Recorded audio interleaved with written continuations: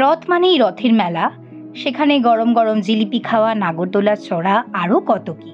তবে এখনকার রথযাত্রার মেলা কিন্তু একটু অন্যরকম। শুধুমাত্র জিলিপি খাওয়া বা রান্নাবাটি কেনার সাথে সাথেও ঘর সাজাবার জিনিস, শাড়ি, জামাকাপড় সবই এক ছাদের তলায়। ৩৫তম বিধাননগর রথযাত্রা মেলা উৎসব চলছে সল্টলেক করুণাময়ীতে বিধাননগর সেন্ট্রাল পার্কে, যেখানে সাধারণত সমস্ত বিধাননগর মেলা বা অন্যান্য মেলাগুলো হয়ে থাকে। সময় কিন্তু বিকেল 4টে থেকে রাত্রি 10টা অবধি।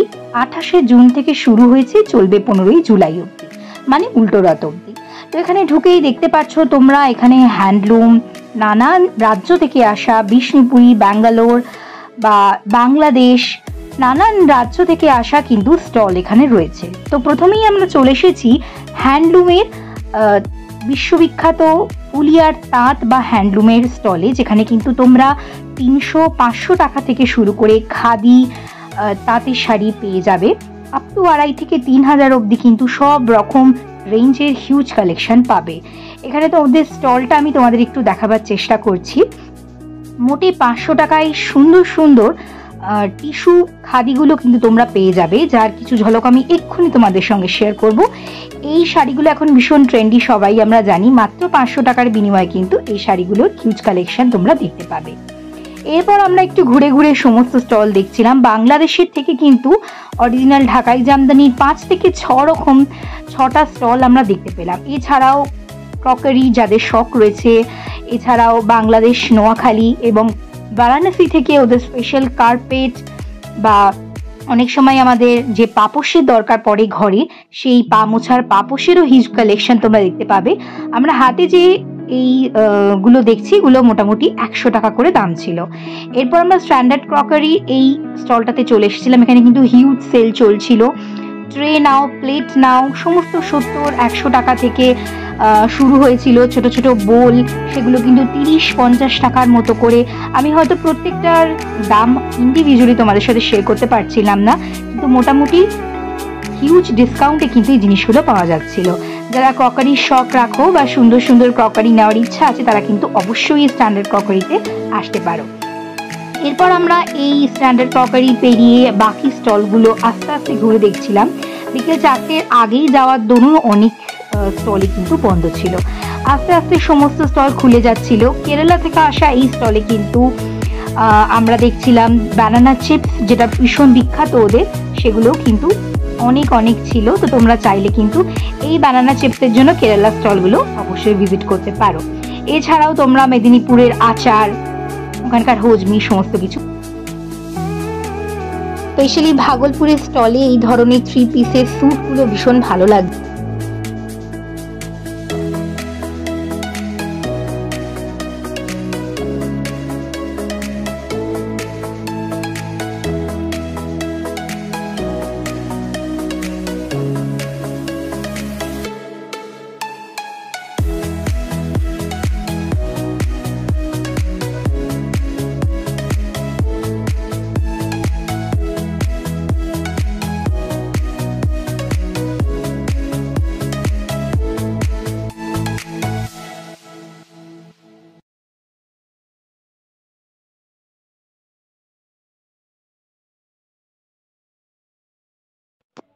তো মেলার প্রতিটি স্টল ভালো করে ঘোরা হয়ে গেলে আমরা পেট পুজোর জন্য চলে এলাম ফুচকার শরণাপন্ন হতে।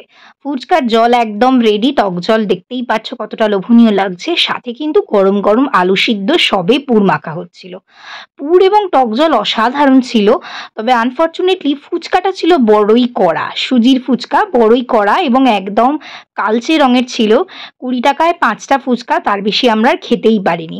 তো ফুচকাটা যদি ঠিকঠাক হতো তাহলে হয়তো আরো 20 টাকার আমরা নিশ্চয়ই খেতাম। দেখতেই পাচ্ছ আমরা ফুচকা খাচ্ছিলাম। তো ফুচকা খাওয়ার পর আমরা আবার মেলার একটু ঘোরার জন্য বেরোলাম। এখানে আমার মা ফোড়ন দেওয়ার জন্যই ছোট ছোট বাটিগুলো নিচ্ছিল। তো এইগুলো মোটামুটি 100-150 টাকা করে দাম ছিল।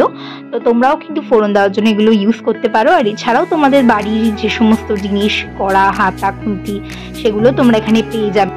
এতদিনই বুঝেই গেছো তোমরা আমি কতটা চা প্রেমী। তো মেলায় এসে সন্ধ্যেবেলা 1 কাপ চা না হলে ঠিক জমে না, তাই জন্য আমরা 3 জনে 3 কাপ ভারী চা খেলাম। তো এভাবেই আমাদের কিন্তু বিধাননগর রথের মেলার সন্ধেটা কেটে গেল। আশা করি তোমাদের খুচরো খুচরো অনেক ইনফরমেশন দিতে পেরেছি। যারা আসতে চাইছো 15 জুলাইয়ের মধ্যে কিন্তু সময় করে চলে এসো। আজকের ব্লগটা কেমন লাগলো অবশ্যই কমেন্ট করে জানিও। যদি কোনো ইনফরমেশন নেওয়ার থাকে আমাকে কমেন্টে অবশ্যই জিজ্ঞেস করতে পারো। ভালো লাগলে কিন্তু লাইক করে দিও একটা, আর অবশ্যই সাবস্ক্রাইব করে আমার চ্যানেল অ্যাকিস্টিক টিউবারের সাথে থেকো। আবার নতুন কোনো ব্লগের সাথে খুব তাড়াতাড়ি দেখা হবে। ততদিনের জন্য ভালো থেকো সবাই।